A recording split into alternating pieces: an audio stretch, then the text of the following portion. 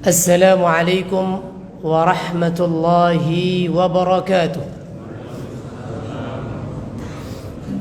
إن الحمد لله نحمده ونستعينه ونستغفره ونعوذ بالله من شرور أنفسنا وسيئات أعمالنا. من يهده الله فلا مضل له ومن يضلل فلا هادي له. أشهد أن لا إله إلا الله وحده لا شريك له وأن محمدا عبد الله ورسوله.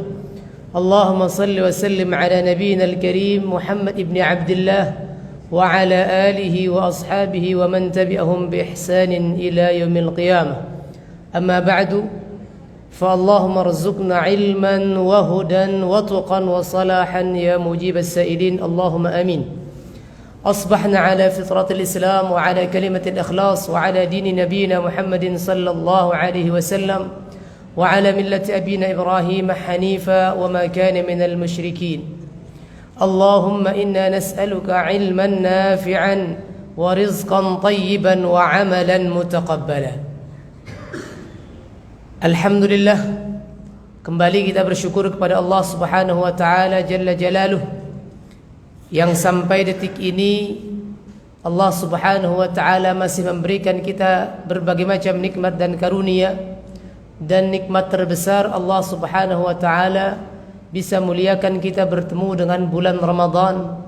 Kita masih bisa menghirup udara segar, udara ketaatan di bulan Ramadan, yang mudah-mudahan kita mohonkan kepada Allah Subhanahu wa taala berikan kita pertolongan sehingga kita mampu menunaikan hak-hak Ramadan dan setiap amal ibadah yang kita lakukan diterima oleh Allah Subhanahu wa taala. Allahumma amin ya rabbal alamin. Bapak-bapak dan ibu-ibu jamaah Masjid Al-Ikhlas yang semoga senantiasa dirahmati Allah Subhanahu wa taala. Pada pertemuan kali ini kita akan lanjutkan pembahasan tafsir Ayatul Ahkam yang sebelumnya kita sudah mulai. Saat ini kita masih membahas tentang hukum-hukum yang berkaitan atau yang terkandung dalam surat Al-Baqarah ayat 196 sampai dengan 203. Pada kesempatan kali ini kita akan membahas tentang hukum yang keempat yang terkandung dalam surat Al-Baqarah dari 196 sampai 203, yaitu tentang apa hukum orang yang haji tamattu' ketika dia tidak mendapatkan sembelihannya. Kita ketahui bersama bahwa haji ada 3 bentuknya.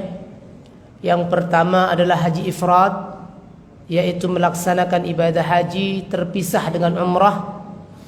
Kemudian ada yang dinamakan dengan haji qiran, yang pelaksanaan ibadah haji bersamaan dengan umrahnya. Juga yang ketiga adalah haji tamattu', melaksanakan ibadah umrah terlebih dahulu, kemudian setelahnya baru melaksanakan ibadah haji, sebagaimana jamaah dari Indonesia yang setiap tahunnya melaksanakan haji secara tamattu'. Pada ayat yang sebelumnya kita bahas di surat Al-Baqarah ayat 196, ada potongan ayat yang Allah Subhanahu wa taala sampaikan, "Faman tamatta'a bil umrati ila al-hajji famastaysara minal hadi." Siapa saja yang mengerjakan umrah terlebih dahulu kemudian haji, yaitu haji tamattu', maka baginya wajib untuk melaksanakan penyembelihan atau hadiyu. Bagi siapa saja yang melaksanakan haji secara tamattu', maka wajib baginya untuk melaksanakan penyembelihan ataupun hadiyu, sebagaimana haji qiran yang tidak mengadakan penyembelihan, hanya haji ifrad saja. Maka sebagaimana ayat 196 ini, wajib bagi siapa saja yang melaksanakan ibadah haji secara tamattu' dengan mengerjakan umrah terlebih dahulu, kemudian dia bertahallul, dan dia kemudian bisa melaksanakan setelah dia umrah, dia kemudian bertahallul, dia bisa melaksanakan apa-apa yang tadinya diharamkan sebelum memakai ihram, kemudian dihalalkan sampai nanti dia di tanggal 8 kemudian kembali menggunakan ihramnya untuk melaksanakan haji. Maka siapa saja yang melakukan hal tersebut atau haji secara tamattu', wajib baginya melaksanakan hadyu atau penyembelihan. Jika dia tidak mendapatkan sembelihannya, ini hukum yang kita akan bahas pada hukum yang keempat ini. Jika seseorang yang mengerjakan haji tamattu' dia tidak mendapatkan sembelihannya, baik dikarenakan hartanya habis, dia tidak lagi memiliki harta untuk membeli sembelihan, atau tidak mendapatkan hewan yang disembelih karena banyaknya ibadah jamaah haji misalkan, kemudian kehabisan hewan, tidak bisa kemudian menyembelih hewannya. Maka apa yang dilakukan? Yang dilakukan adalah berpuasa 3 hari di waktu dia haji, dan kemudian 7 hari setelah dia pulang. Maka ini adalah salah satu cara jika seseorang yang haji tamattu' dia tidak mendapatkan sembelihannya dikarenakan tidak punya harta atau kehabisan bekal untuk membeli sembelihan, atau dia tidak mendapatkan sembelihannya karena kehabisan binatangnya, maka dia kemudian diwajibkan untuk berpuasa selama 10 hari. 3 hari dikerjakan di waktu dia berhaji, dan 7 hari dikerjakan ketika dia pulang dari haji. Maka kemudian para ulama kemudian berbeda pendapat tentang pelaksanaan puasa yang 10 hari dari firman Allah Subhanahu wa taala, siapa saja faman lam yajid fasiyamu 3 ayyamin fil hajji wa 7 idza raja'tum. Para ulama kemudian berbeda pendapat. Mereka berbeda pendapat terkait dengan puasa yang dilakukan oleh orang-orang yang berhaji dengan tamattu' yang tidak mendapatkan sembelihannya atau tidak bisa menyembelih sembelihannya. Ulama dari madhab Abu Hanifah, dari madhab Hanafi, mereka mengatakan bahwasanya yang dimaksud dengan di waktu berhaji 3 hari dilaksanakan di waktu haji, yang dimaksud di waktu haji menurut Abu Hanifah atau menurut madhab Hanafi adalah bulan-bulan haji, yaitu antara dia menggunakan ihram saat dia berihram untuk umrah sampai ihram dia di waktu haji. Jika setelah selesai umrahnya, maka boleh baginya untuk berpuasa. Dan dia meskipun belum berihram untuk haji. Dan madhab Hanafi mengatakan yang lebih utama dia kemudian berpuasa di hari Tarwiyah dan Arafah dan sehari sebelumnya, yaitu di tanggal 7. Berarti menurut madhab Hanafi yang dimaksud dengan puasa 3 hari di waktu haji adalah ketika sebelum dia melaksanakan ibadah haji, setelah dia melaksanakan ibadah umrah, yaitu di tanggal 7, 8 dan 9 dari bulan Zulhijjah. Adapun madhab Syafi'i mengatakan bahwasanya yang dimaksud dengan berpuasa 3 hari di waktu dia berhaji adalah mazhab Syafi'i mengatakan bahwasanya tidak sah puasanya kecuali setelah dia menggunakan ihram untuk haji. Ketika sebelum dia menggunakan ihram untuk haji, maka tidak sah puasanya. Karena yang dimaksud dari ayat itu adalah fil haji, di waktu dia berhaji. Dan mazhab Syafi'i kemudian mengatakan waktu tersebut masuk ketika seseorang sudah mulai berihram untuk haji, yaitu di tanggal 8 sampai di waktu penyembelihan atau di tanggal ke-10. Dan yang paling benar menurut mazhab Syafi'i, yang lebih mereka kuatkan adalah tidak boleh kemudian di waktu dia mengatakan puasa di waktu tanggal 10, waktu penyembelihan, waktu kurban, ataupun di hari-hari tasyrik. Dan yang disunnahkan agar sembelihannya dilakukan di tanggal 11 ataupun sebelum hari Arafah. Jadi tanggal 11 sampai di tanggal 10, sebelum tanggal 10 sampai sebelum hari Arafah. Al-ashru min Dzulhijjah di 10 hari dari 10 hari bulan Dzulhijjah dari tanggal 1 sampai 10, tapi sebelum hari Arafah. Jadi dari tanggal 1 sampai 8. Itu menurut mazhab Syafi'i. Waktu dia mengadakan puasa, melaksanakan puasanya untuk membayar dia tidak bisa mengadakan penyembelihan, menurut mazhab Syafi'i adalah dari tanggal 1 Dzulhijjah sampai tanggal ke-8.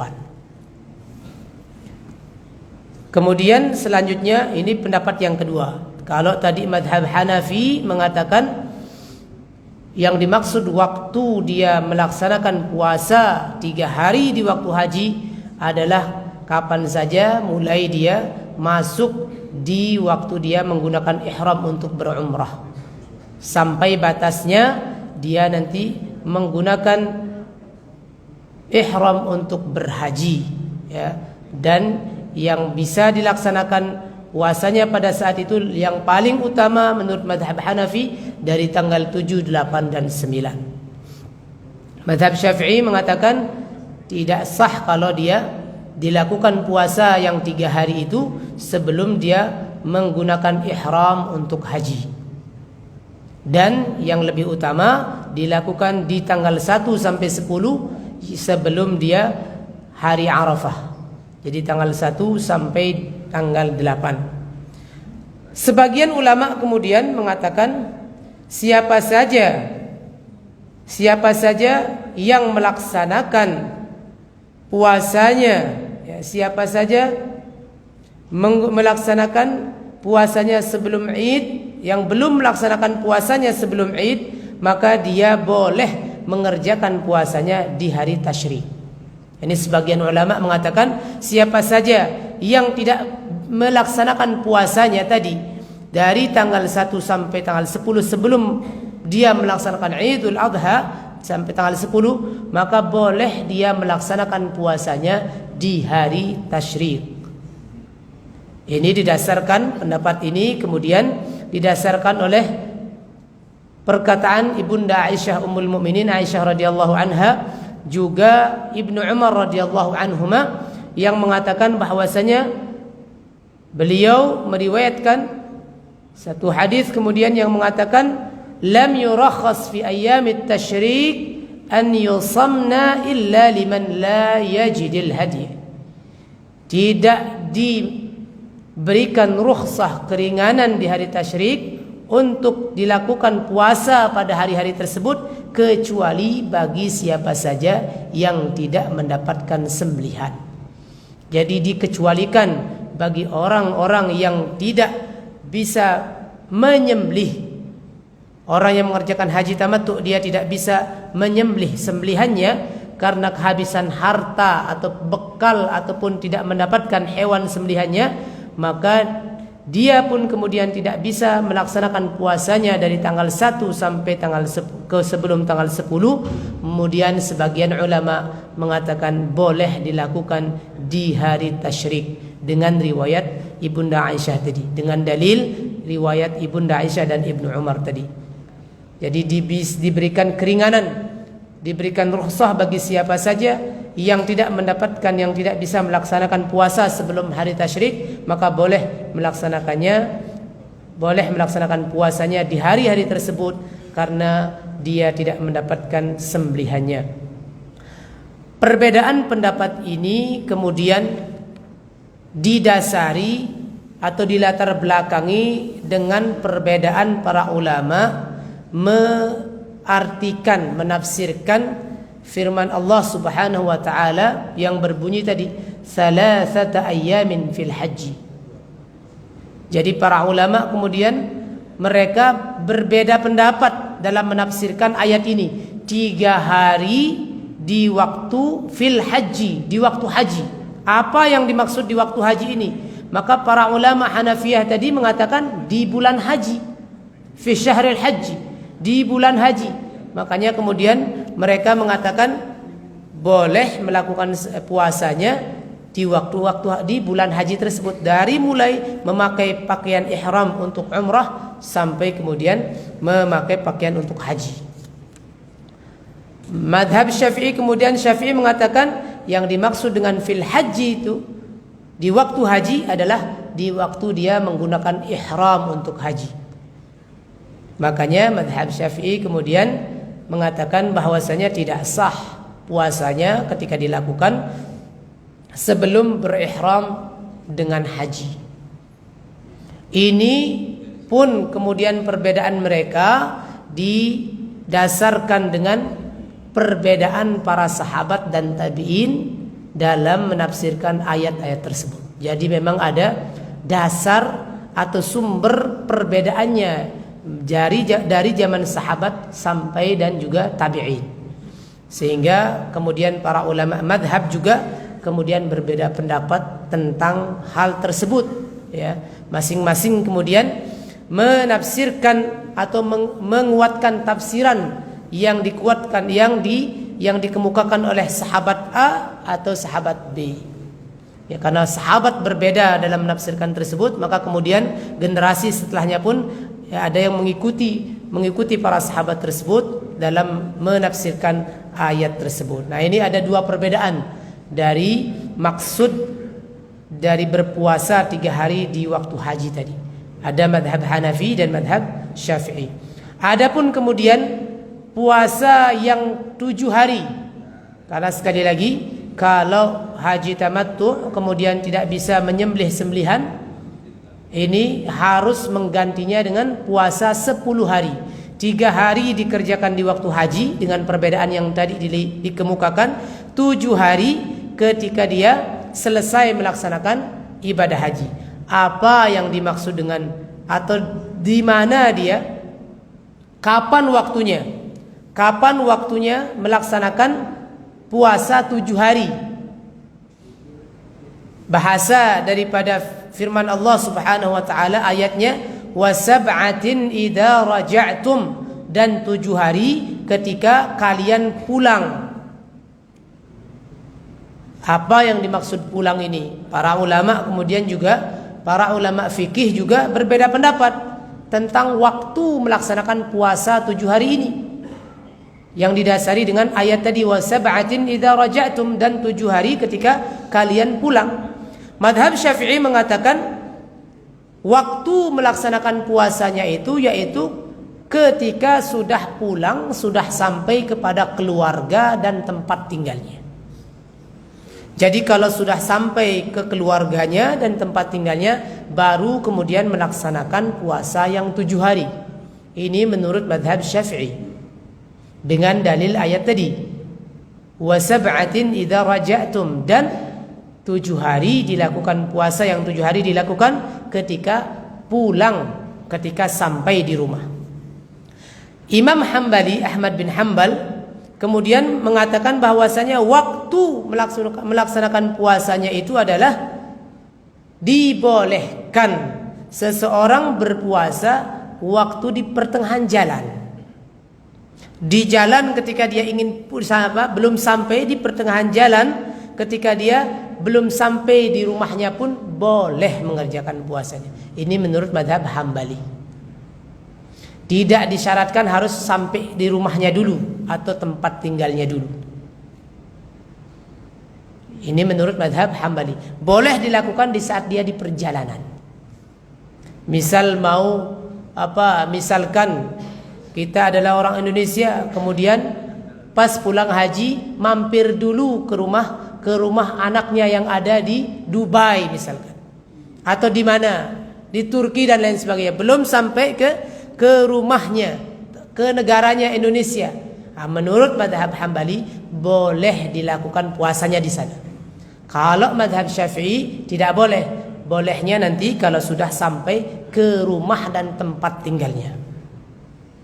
Ini mazhab yang kedua. Mazhab Hanafi mengatakan yang dimaksud dengan pulang ke rumahnya tadi, dan 7 hari ketika kalian pulang.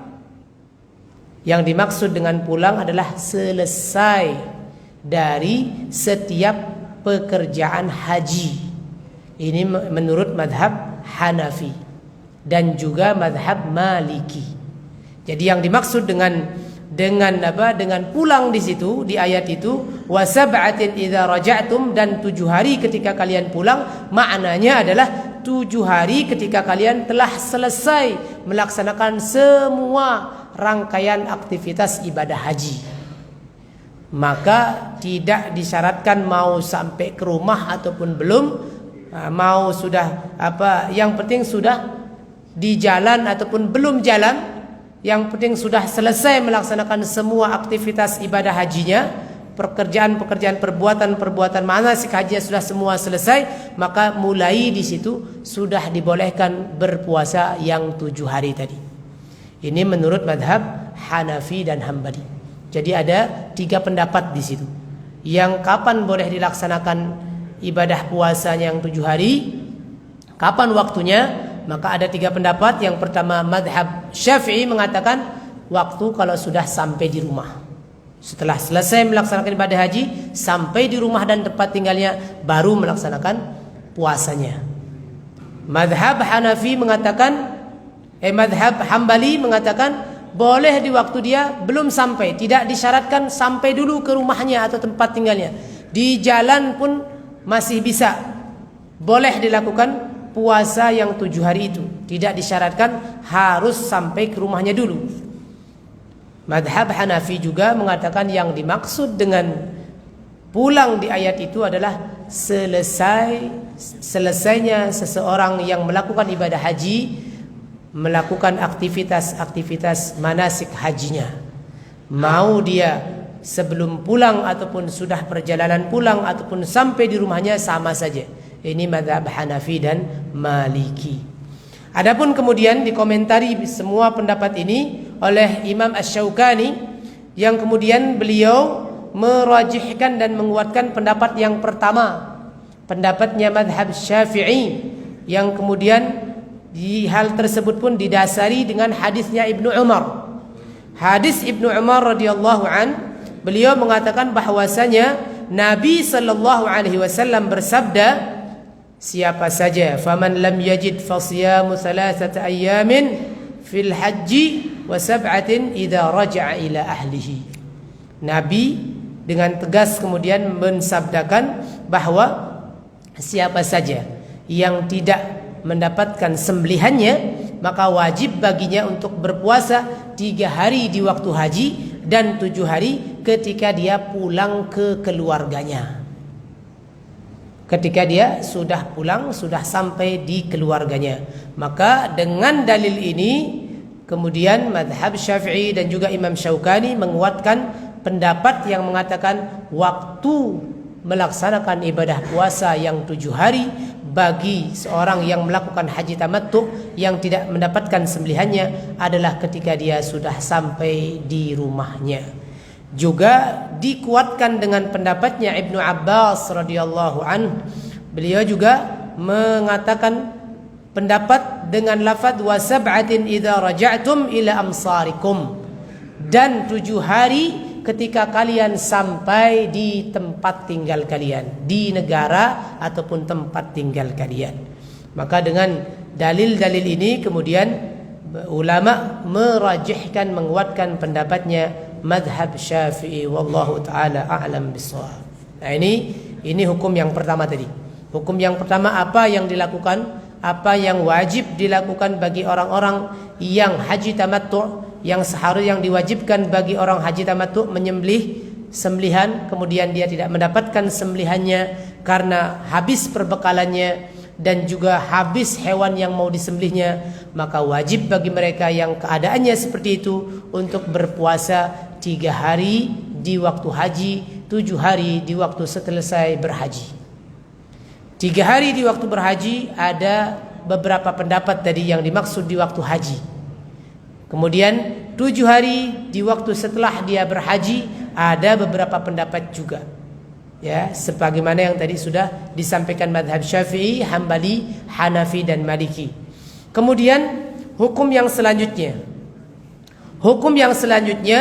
Hukum yang kelima dari bab ini adalah apa saja persyaratan orang-orang yang diwajibkan untuk membayar haji, membayar dam ataupun sembelihan tamattu' tersebut. Siapa saja?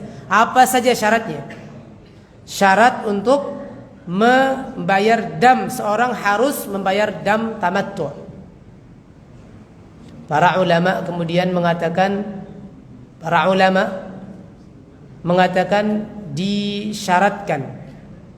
disyaratkan orang-orang yang wajib membayar dam ketika dia melaksanakan haji tamattu adalah 5 syarat. Yang pertama, dia mendahulukan umrahnya daripada hajinya.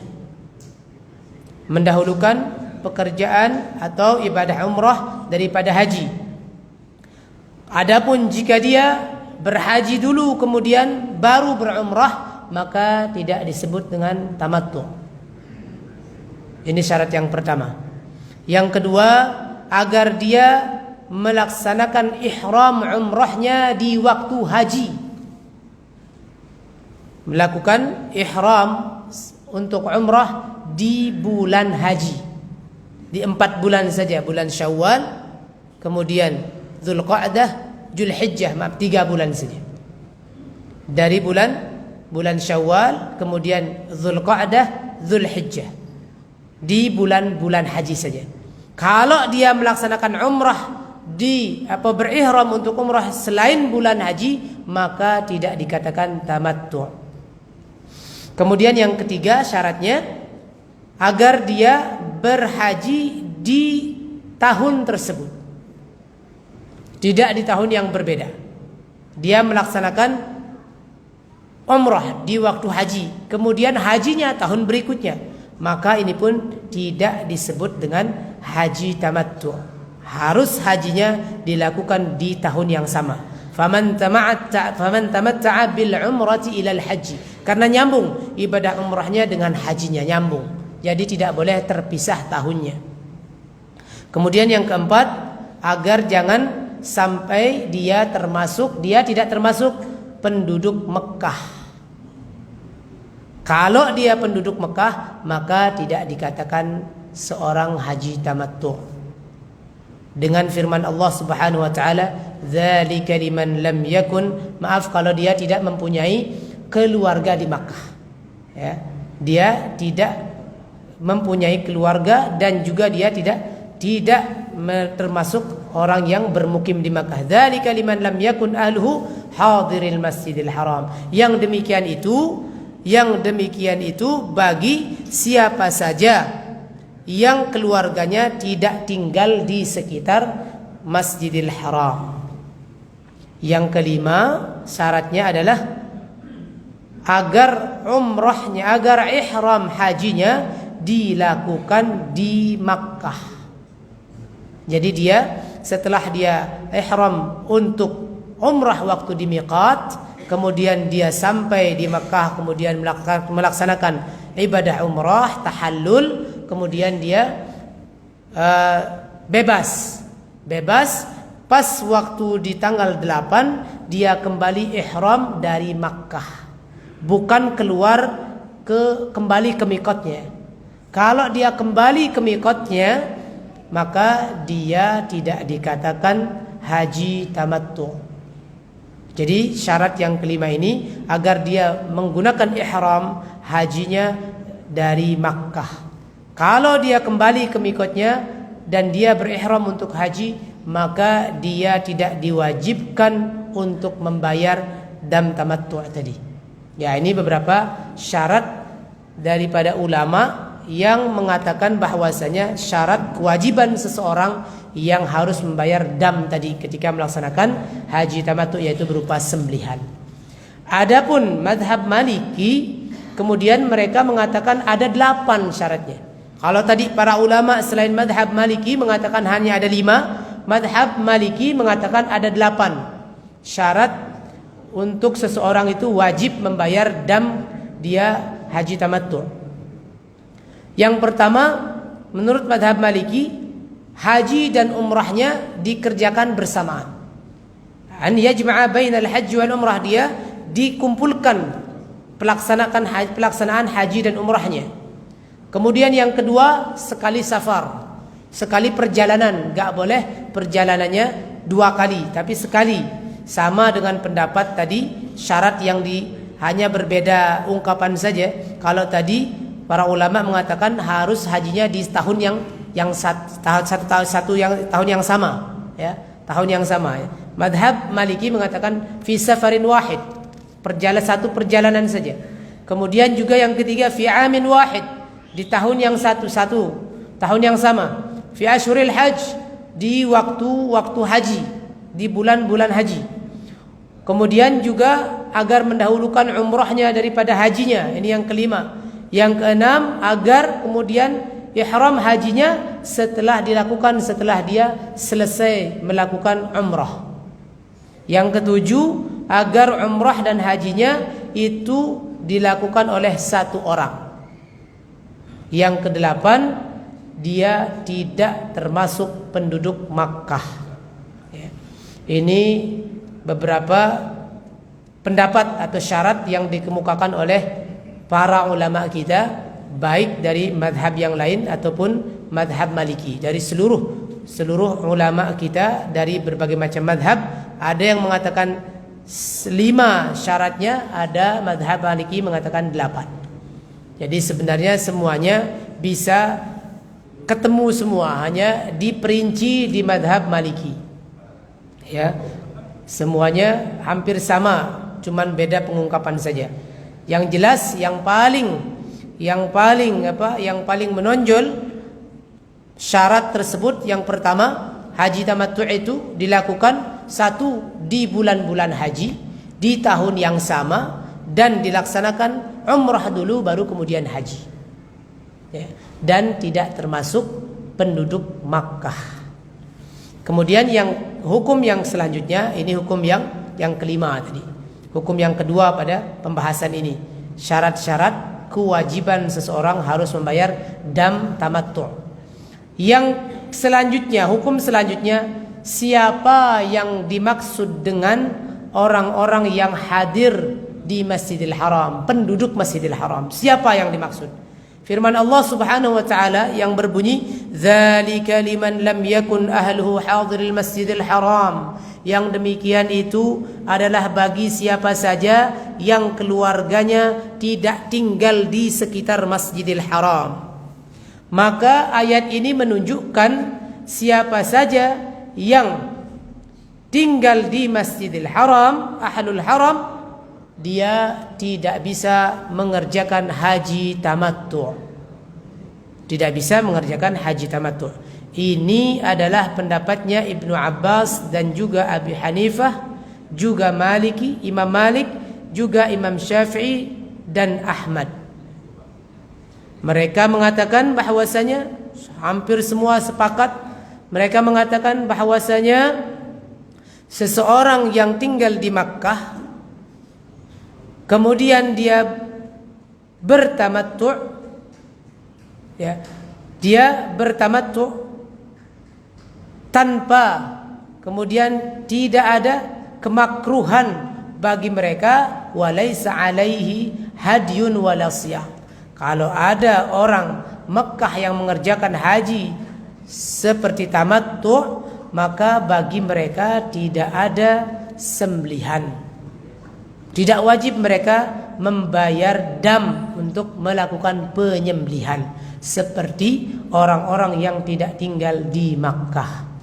Juga bagi mereka tidak melakukan puasa seperti orang-orang yang tinggal di luar Makkah yang mengerjakan haji tamattu', kemudian dia tidak mendapatkan sembelihannya, wajib bagi mereka untuk berpuasa. Bagi orang Mekah tidak wajib untuk berpuasa karena hajinya tidak dikatakan dengan haji tamattu'. Kalaupun dikerjakan hajinya seperti haji tamattu', maka mereka tidak wajib untuk membayar dam, melakukan penyembelihan dan puasa.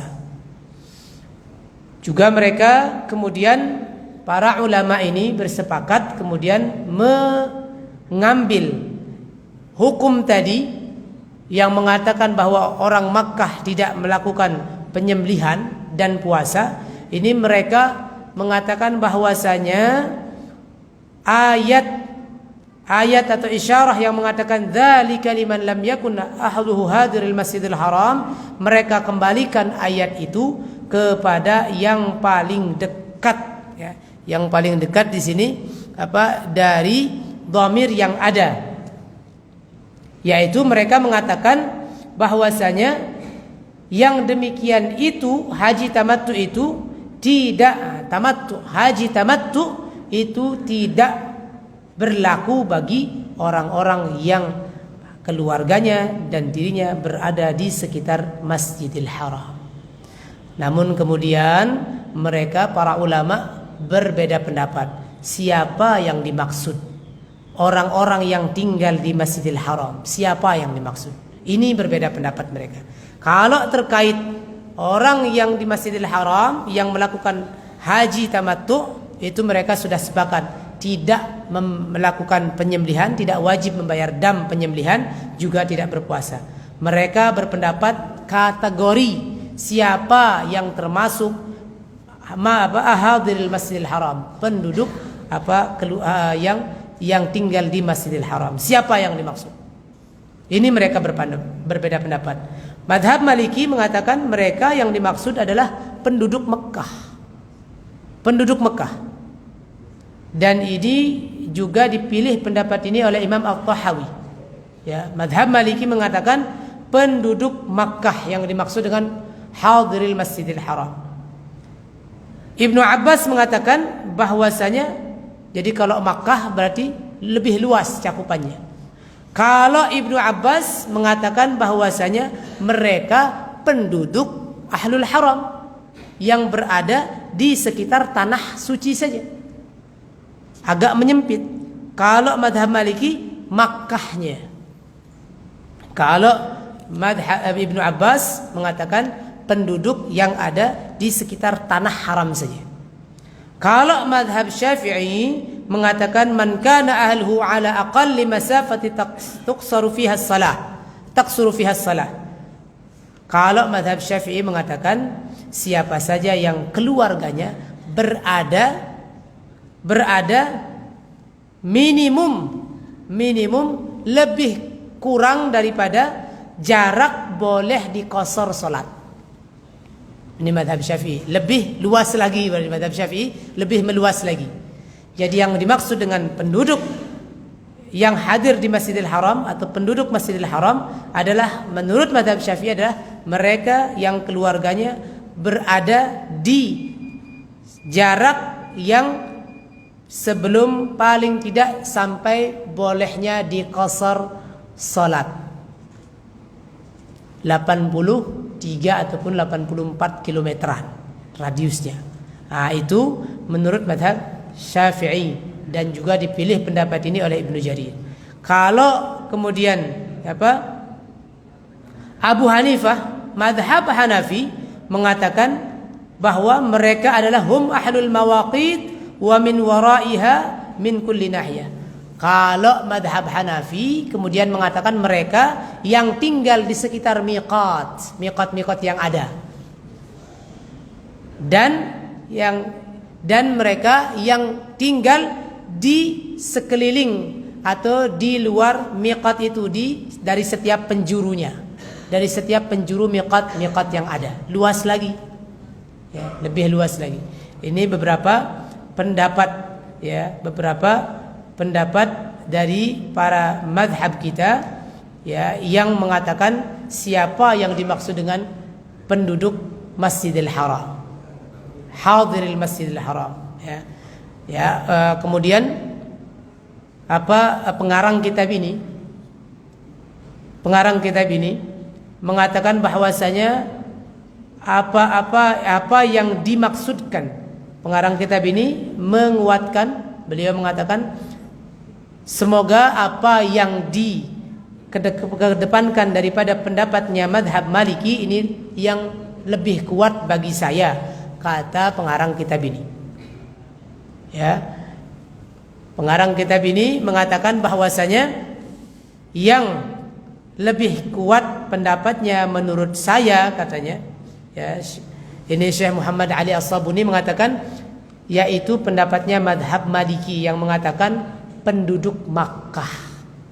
Yang dimaksud dengan penduduk Masjidil Haram adalah penduduk Mekah. Ini yang dikuatkan oleh pengarang kitab ini, penulis kitab, ya, yang dimaksud dengan hadiril Masjidil Haram. Meskipun hampir ada 4 pendapat di situ. Madhab Syafi'i, madhab Maliki mengatakan penduduk Makkah, madhab Ibnu Abbas mengatakan penduduk tanah haram saja, madhab Syafi'i mengatakan penduduk yang tinggal di sekitar radius sampai bisa daripada Makkah tadi sampai ke radius boleh di qasarnya salat, keluar dari radius boleh di qasar salat. Madhab Hanafi mengatakan penduduk yang berada di miqat ataupun yang di sekeliling penduduk yang ada di sekeliling miqat tersebut. Ya, ini beberapa pendapat. Jadi mana yang kita pilih, ya silahkan. Yang mana yang menurut kita lebih pas kemudian lebih menenangkan untuk diamalkan, ya silahkan dipilih. Jadi tidak, karena ini adalah ranahnya ijtihad yang semuanya berdasarkan pendapat ijtihad para ulama yang didasari dengan dalil-dalil yang ada yang mereka ketahui. Wallahu taala a'la wa a'lam bishawab. Ini kira-kira ada beberapa hukum tadi yang bisa kita jelaskan pada kesempatan kali ini. Ada 3 tadi. Yang pertama adalah yang dimaksud hukum tamattu' hukum bagi orang yang tidak bisa mendapatkan sembelihannya. Dia tidak bisa menyembelih sembelihannya karena kehabisan bekal ataupun karena kehabisan binatangnya untuk disembelih. Maka apa yang harus dilakukan? Kemudian yang selanjutnya, syarat-syarat seseorang itu harus membayar dam tamattu', dan yang dimaksud dengan penduduk Masjidil Haram. Ini kira-kira beberapa hukum yang bisa kita diskusikan pada kesempatan kali ini. Insyaallah pada hukum-hukum yang lainnya ada beberapa hukum lagi yang dimaksud dengan bulan-bulan haji dan lain sebagainya. Nanti insyaallah kita akan sama-sama diskusikan dan kita kaji insyaallah di pertemuan berikutnya. Wallahu taala a'la wa a'lam bishawab. Kalau ada 1-2 pertanyaan sekitar apa yang tadi dibahas, dipersilahkan. Pertanyaan Pak Idris kalau nggak salah pada pertemuan sebelumnya sudah terjawab berarti. Bagaimana cara pelaksanaan ibadah puasa yang dilakukan oleh orang yang haji tamattu? Dia tidak mendapatkan sembelihannya. 10 hari puasanya, 3 hari di waktu dia berhaji, dengan perbedaan pendapat tadi kapan dilakukan. Nah, tadi ada beberapa perbedaan pendapat. Boleh dari mulai dia berihram untuk umrah sampai dia berihram untuk haji, pendapatnya madhab Hanafi. Tidak boleh dilakukan kecuali sampai dia mulai ihram dengan haji, pendapatnya madhab Syafi'i, ya. Ini ada beberapa perbedaan tadi. Kemudian 7 hari di waktu dia pulang pun berbeda pendapat. Mana yang dimaksud pulang? Ada yang mengatakan waktu dia di perjalanan pulang. Ada yang mengatakan kalau sudah sampai benar di rumah dan di kediamannya, tempat tinggalnya. Ada yang mengatakan madhab Hanafi ketika sudah selesai. Mau di perjalanan sampai ataupun belum sampai, atau mau berjalan masih di Mekah tapi sudah selesai semua rangkaian ibadah hajinya, sudah boleh melaksanakan puasa yang 7 hari dan dikategorikan orang yang sudah pulang. Ini berapa perbedaan. Meskipun kemudian para ulama menguatkan pendapat madhab Syafi'i yang mengatakan kalau sudah, yang dimaksud dengan pulang kalau sudah sampai ke keluarga dan tempat tinggalnya, dengan dalil-dalil yang tadi dibawakan oleh Ibnu Umar dan juga Ibnu Abbas. Wallahu taala a'la wa a'lam bissawab. Kalau tidak ada pertanyaan kita tutup. Ada yang bertanya? Alhamdulillah tidak ada. Baik. Kita cukupkan sampai di sini. Mudah-mudahan bermanfaat apa yang tadi diskusikan. Insyaallah kita akan lanjutkan di pertemuan berikutnya pada hukum-hukum yang lainnya. Mudah-mudahan bermanfaat dan kita mohon kepada Allah Subhanahu wa taala kita diberikan kesehatan sepanjang Ramadan, diberikan keberkahan bulan Ramadan, dan diberikan kita taufik oleh Allah Subhanahu wa taala untuk terus bisa melaksanakan aktivitas ketaatan dan kita bisa istiqamah dalam ketaatan sampai ajal menjemput kita. Allahumma amin amin ya rabbal alamin. Kita tutup dengan doa kafaratul majlis. Subhanakallahumma wa bihamdika asyhadu an la ilaha illa anta astaghfiruka wa atubu ilaik. Wassalamu alaikum warahmatullahi wabarakatuh.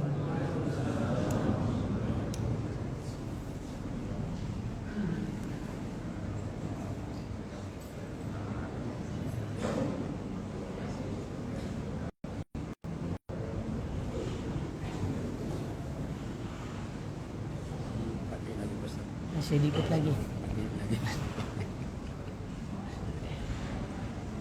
Pak, saya tanya lagi.